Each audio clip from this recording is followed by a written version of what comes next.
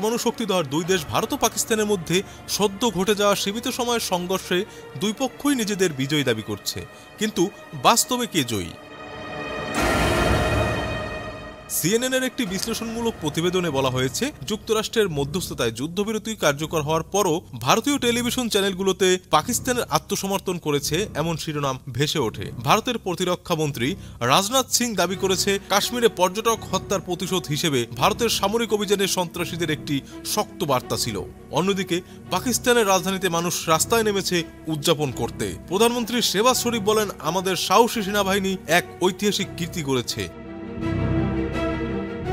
পাকিস্তান দাবি করেছে তারা আকাশ যুদ্ধে ভারতের 5টি যুদ্ধ বিমান, যার মধ্যে 3টি ছিল রাফায়েল জেট, ভূপাতিত করেছে। ফরাসি গোয়েন্দা সূত্রে জানা যায়, পাকিস্তান অন্তত একটি ভারতীয় রাফায়েল জেট গুলি করে নামিয়েছে। তবে ভারত সরকার এখনো কোনো যুদ্ধ বিমানের ক্ষয়ক্ষতির কথা স্বীকার করেনি। অন্যদিকে ভারত উপগ্রহ চিত্র প্রকাশ করেছে, যেখানে পাকিস্তানের একাধিক সামরিক ঘাঁটি ও রাডার স্টেশনে ভারতের ব্যাপক বিমান হামলার বড় ক্ষয়ক্ষতির প্রমাণ দেখানো হয়েছে।